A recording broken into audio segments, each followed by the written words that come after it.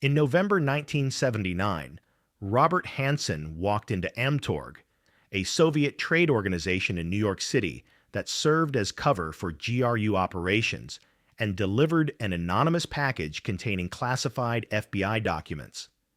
The package identified Dmitry Polyakov, a Soviet general who had been providing intelligence to the United States since the 1960s, as an American source.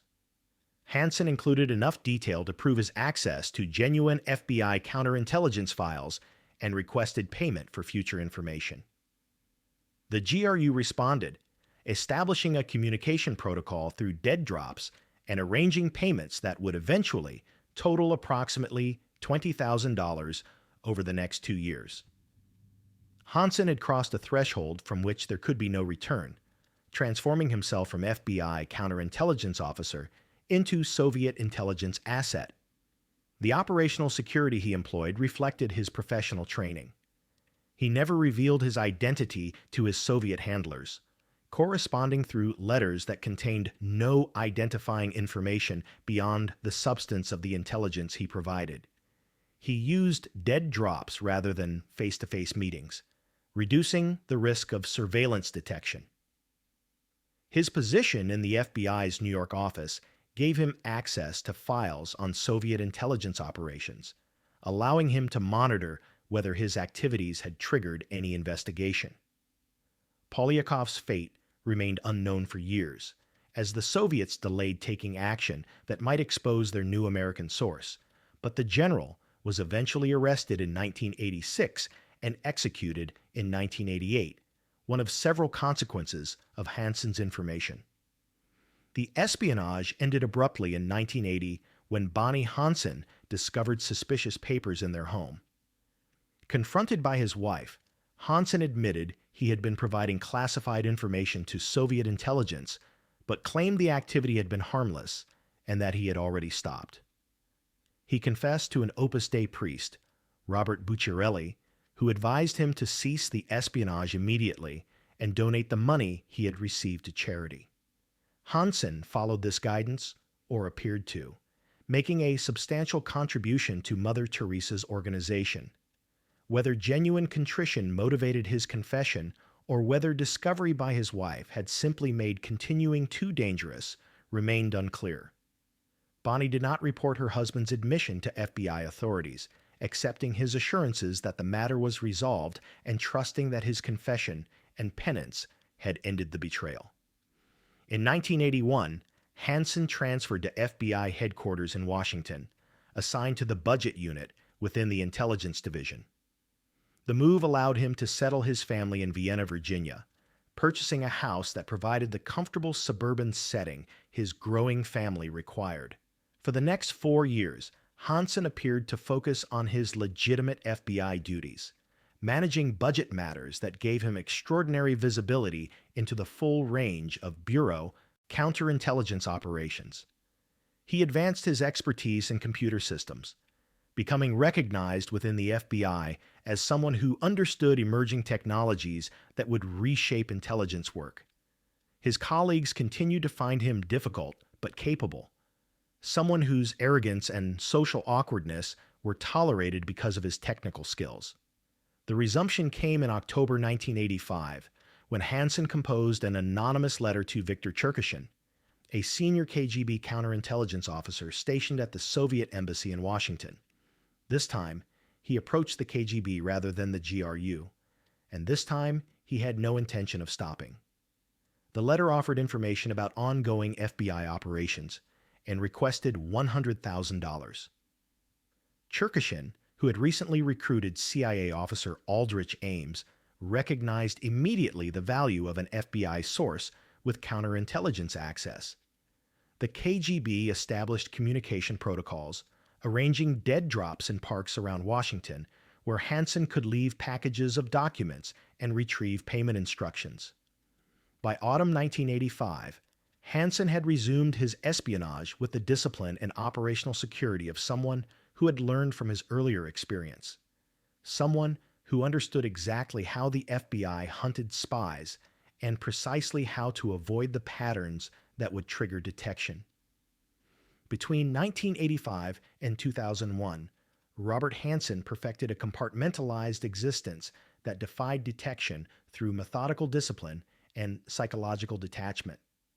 His espionage followed patterns refined through experience and professional expertise. He communicated with Soviet handlers exclusively through dead drops, prearranged hiding places where he would deposit packages of classified documents and later retrieve instructions and payment. The locations clustered in Northern Virginia parks within reasonable driving distance from his Vienna home and FBI headquarters, sites he could visit without arousing suspicion from neighbors or colleagues who might notice unusual travel patterns. Foxstone Park in Vienna became his most frequently used location, a wooded area with a footbridge over Wolf Trap Creek where packages could be concealed beneath the structure.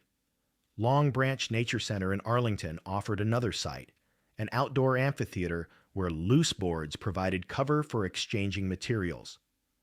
Nottoway Park in Vienna, Idlewood Park in Falls Church, and several other locations created a network of dead drops that allowed operational flexibility. Hansen would signal his Soviet handlers by marking specific locations with chalk, indicating that he had deposited material or that he needed to arrange a drop. These signals appeared innocuous, meaningless marks that only his handlers would recognize as operational communications. The volume of material he provided over 16 years was staggering.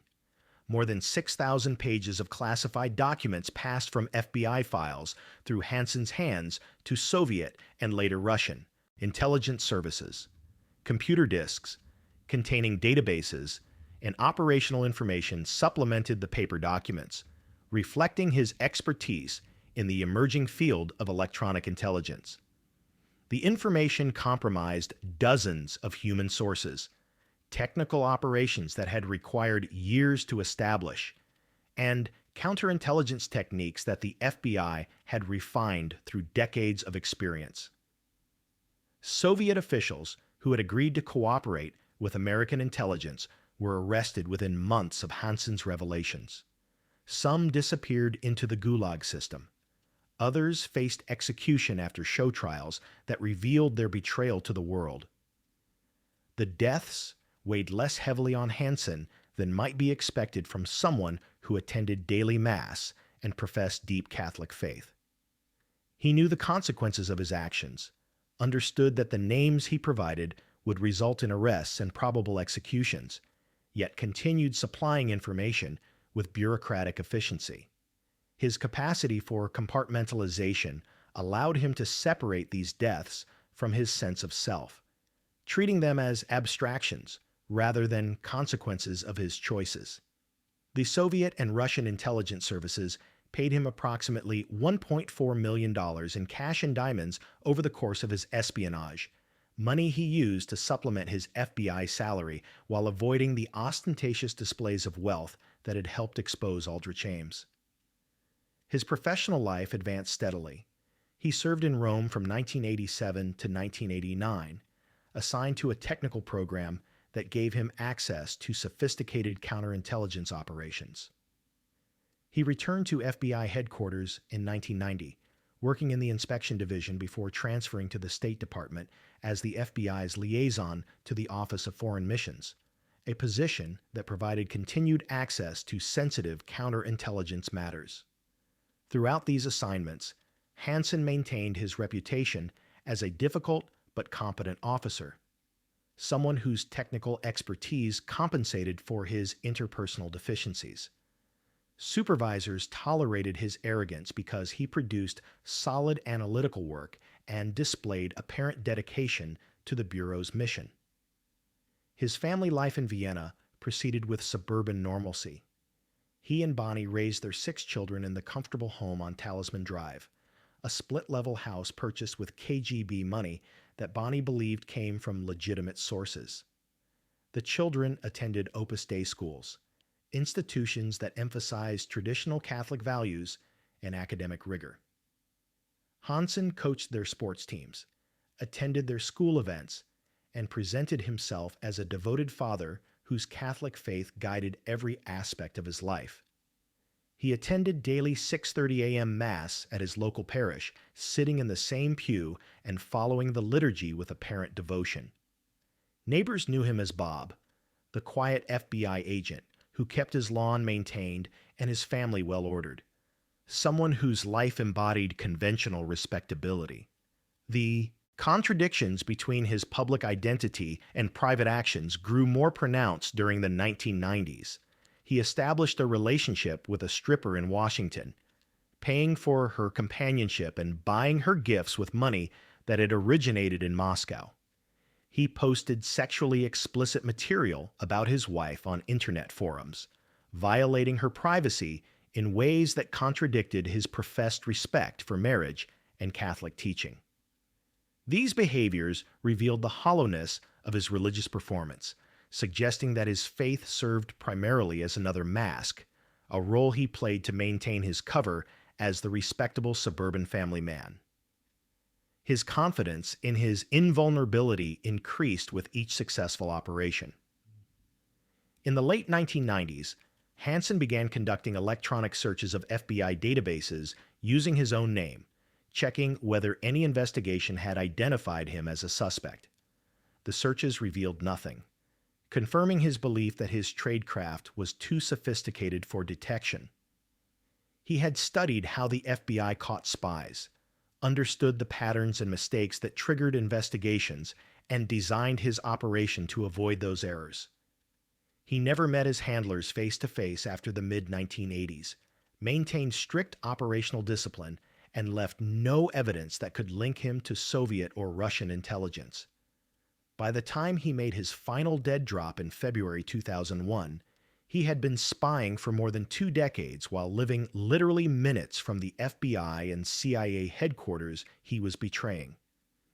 The arrest of Aldrich Ames in February 1994 answered many questions about the catastrophic intelligence losses of the late 1980s, when Soviet sources had been systematically compromised and technical operations had failed with suspicious regularity. Ames had occupied a position in CIA counterintelligence that gave him access to virtually every American intelligence operation against the Soviet Union, and his confessions revealed the scope of his betrayal. Yet as FBI and CIA analysts reviewed the timeline of compromises, a disturbing pattern emerged. Intelligence losses had continued after Ames's access to sensitive information had been curtailed by his 1994 arrest. Sources were still being compromised, operations were still failing, and information was still reaching Moscow from inside American intelligence. The conclusion was inescapable. Another mole remained active. A joint FBI-CIA task force formed to identify the second penetration, designated with the codename Graysuit. The investigation focused initially on constructing a timeline of compromises, identifying which operations had failed and when those failures had occurred. Investigators compiled lists of personnel who had possessed access to the compromised information, cross-referencing security clearances with operational knowledge to narrow the pool of potential suspects. The methodology was sound, but the challenge was immense. Hundreds of officers across multiple agencies had handled classified counterintelligence information during the relevant period. Many had legitimate reasons to know about operations that were later compromised. Separating routine access from suspicious patterns required painstaking analysis of personnel records, operational files, and security logs. The investigation concentrated primarily on CIA officers rather than FBI personnel, a bias that reflected assumptions about how Soviet intelligence targeted American agencies. The CIA conducted foreign operations and recruited Soviet officials overseas, activities that brought officers into direct contact with potential Soviet handlers. FBI counterintelligence work focused on domestic surveillance of Soviet personnel, operations that seemed to offer fewer opportunities for recruitment. This analytical framework, while logical, proved catastrophically wrong. The mole hunt team spent years investigating CIA officers who had exhibited behavioral anomalies or possessed access to compromised operations, pursuing leads that ultimately revealed nothing more than personality quirks or coincidental access patterns. By 1998, investigators had focused their suspicion on Brian Kelly, a CIA officer whose career path and access matched several criteria in their analytical profile. Kelly had worked on counterintelligence matters, traveled to locations where compromises had occurred, and displayed some of the psychological characteristics that intelligence analysts associated with potential traitors. The FBI subjected Kelly to intensive surveillance, monitoring his movements, searching his house while he was absent, and analyzing his financial records for signs of unexplained income. They tapped his telephone and read his correspondence, looking for evidence that would confirm their suspicions. The investigation consumed enormous resources and created tremendous psychological pressure on Kelly and his family, yet produced no concrete evidence of espionage. Investigators remained convinced they had identified the right suspect, but could not develop the proof needed for prosecution. The breakthrough came in late 2000 through a Russian intelligence officer who agreed to provide information in exchange for money. The FBI and CIA paid $7 million for a package that contained partial operational files from KGB and SVR headquarters, documents that detailed the handling of an American source codenamed Ramon Garcia. The file included letters typed by the source, recordings of his voice from brief communications with handlers, and operational notes that described his access and the information he had provided.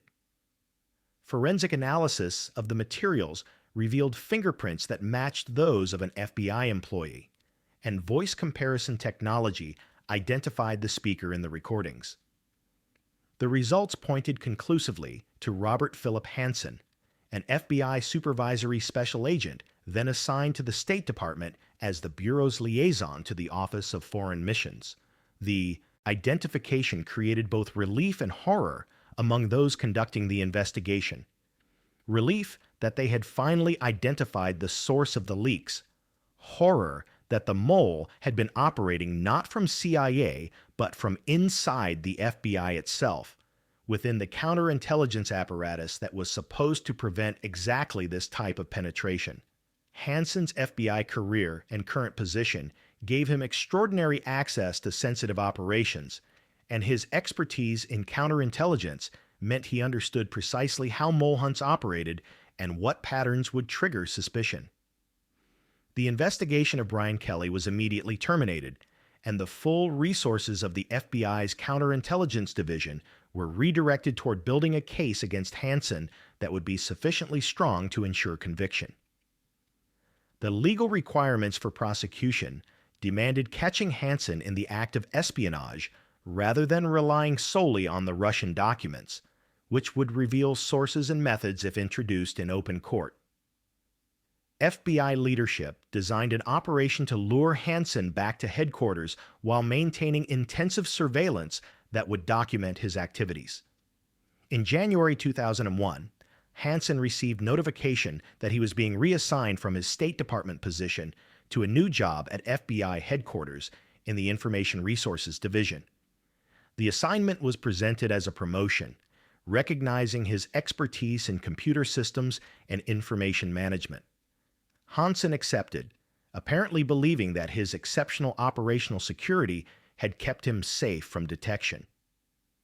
The FBI installed hidden cameras and recording devices in Hansen's new office, monitoring every conversation and documenting every file he accessed.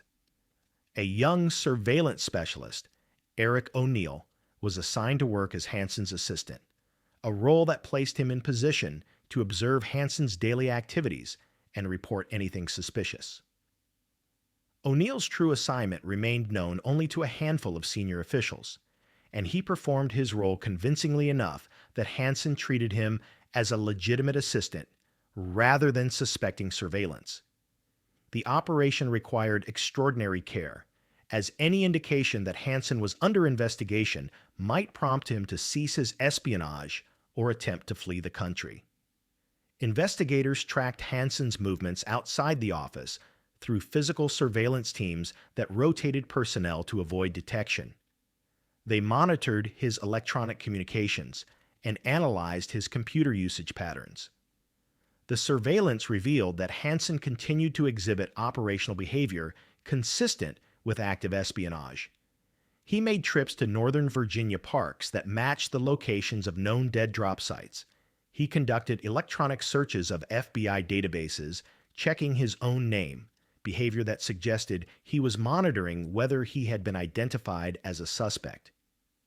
The accumulated evidence confirmed that Hansen remained an active asset for a Russian intelligence and was planning additional document transfers. By mid-February 2001, investigators had identified Foxstone Park in Vienna as a likely location for Hansen's next dead drop based on signals intelligence that indicated Russian handlers were preparing to receive material. Surveillance teams positioned themselves around the park on February 18th, maintaining concealment while monitoring the footbridge where previous drops had occurred. Hansen arrived in the early evening, parked his car nearby, and walked into the park carrying a garbage bag. He approached the footbridge and placed the package beneath the structure in a location that would be accessible to his handlers but concealed from casual observation. As he walked back toward his car, FBI agents emerged from their positions and placed him under arrest, seizing the package that contained classified documents about ongoing counterintelligence operations. The arrest ended the longest-running espionage case in FBI history, but it opened wounds within the Bureau that would take years to heal. News of Hansen's arrest reached FBI headquarters before dawn on February 19, 2001, spreading through the building with the force of institutional trauma. Agents who had worked alongside Hansen for decades struggled to reconcile the colleague they knew, difficult but competent, with the traitor who had systematically betrayed American intelligence for more than 2 decades. Director Louis Freeh, who would resign 4 months later amid criticism of the FBI's failure to detect the penetration earlier, addressed Bureau personnel with a statement acknowledging the catastrophic breach and promising full cooperation with the investigation into how Hansen had operated undetected for so long. The arrest dominated news coverage, with media outlets describing it as possibly the most damaging espionage case in American history, surpassing even the Ames betrayal in scope and duration. Hansen initially maintained his innocence when arrested, telling agents they had made a mistake and demanding to know the basis for the charges. This denial lasted only until he was confronted with evidence from the Russian files, including recordings of his voice and copies of letters he had written to his handlers. Faced with proof that would ensure conviction, Hansen agreed to cooperate with investigators in exchange for a plea agreement that would spare him the death penalty and preserve his wife's federal pension. The negotiation reflected not mercy, but pragmatic calculation.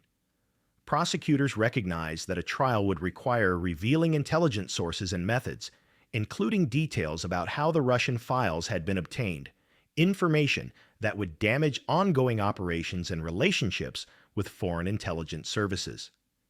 Hansen's cooperation, while self-serving, offered the opportunity to document the full extent of his betrayal through detailed debriefings.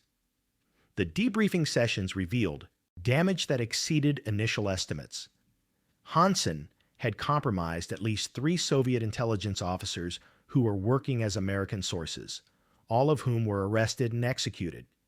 Dmitry Polyakov, the GRU general who had provided intelligence for over 2 decades, faced execution in 1988 after Hansen's initial 1979-1980 espionage had exposed him. Sergei Motorin and Valery Martinov, KGB officers recruited by the FBI, were arrested shortly after Hansen resumed his espionage in 1985 and were subsequently executed. Beyond these named sources, Hansen's information likely contributed to the compromise of additional assets whose identities remained classified even after his arrest. Technical operations suffered equally devastating losses. Hansen had revealed the existence of a sophisticated tunnel that the FBI had constructed beneath the Soviet embassy in Washington, an engineering feat that had taken years to complete and had provided access to communications that were supposed to be secure.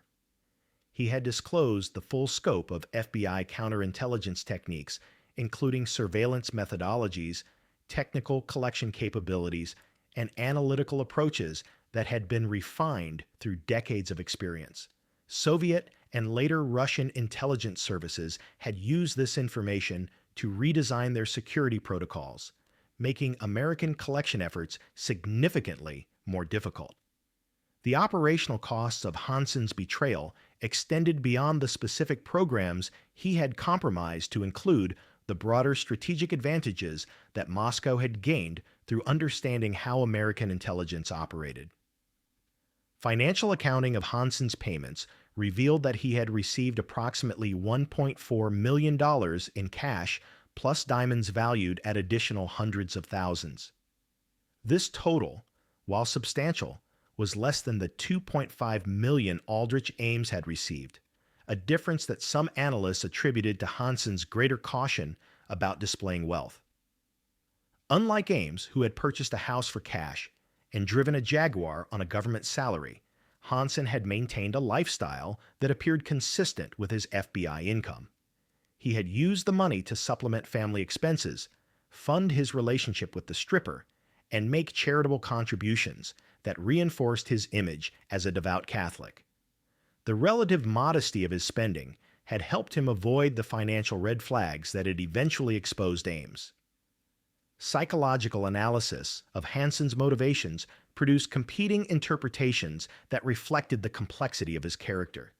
He claimed in debriefings that he had spied for intellectual excitement rather than ideology, describing the espionage as a game that demonstrated his superiority over the colleagues who failed to detect him.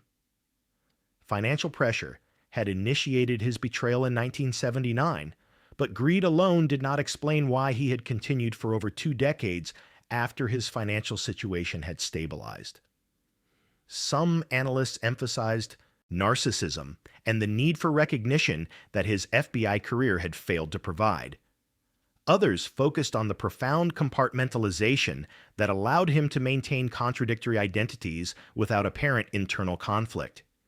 His religious devotion, rather than restraining his betrayal, had served as another form of performance, a role he played with the same skill he brought to his performance as loyal FBI agent.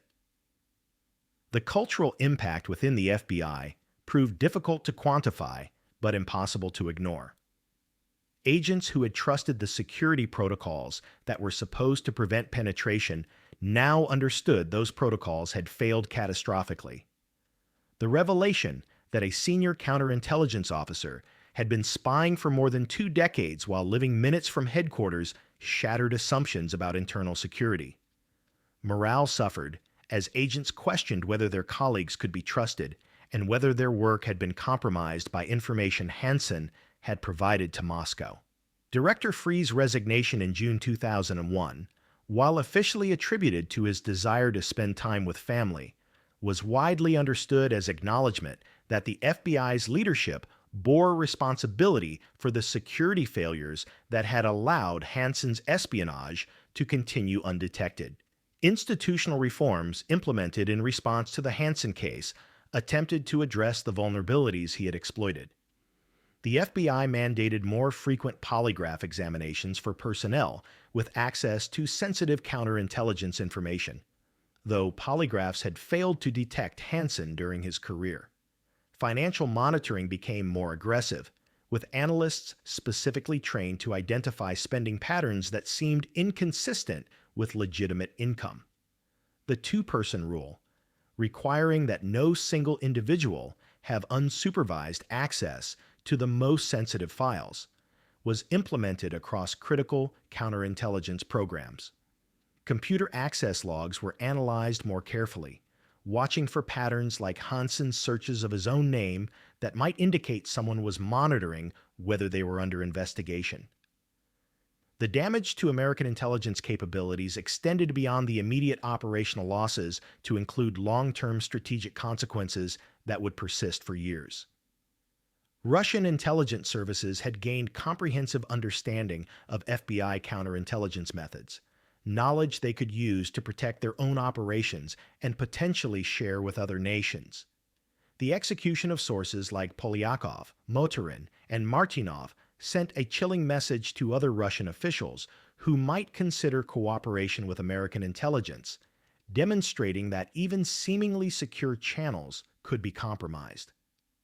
The Hansen case forced American intelligence agencies to confront uncomfortable truths about their vulnerability to insider threats and the limitations of security protocols that relied on assumptions about loyalty and professional integrity that Hansen had systematically violated for over 2 decades.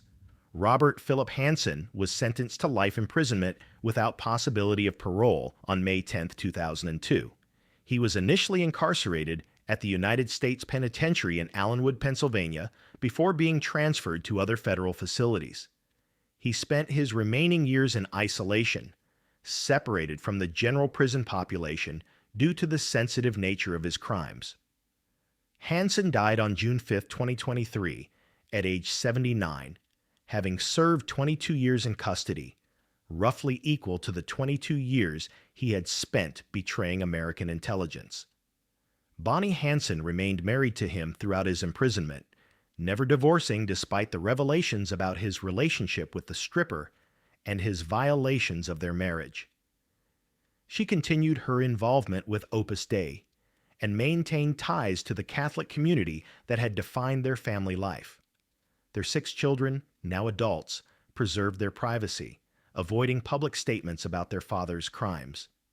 The house on Talisman Drive in Vienna was sold, passing to new owners who had no connection to its history.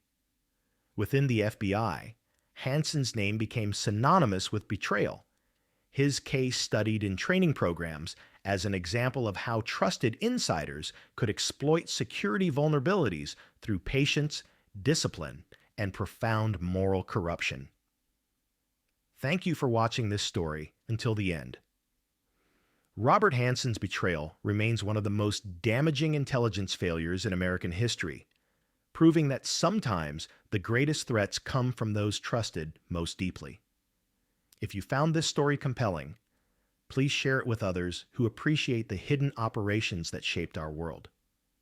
Subscribe to our channel and hit that notification bell so you never miss our next deep dive into the secrets of espionage and statecraft. Your support helps us bring these remarkable stories to light. Until next time, stay curious.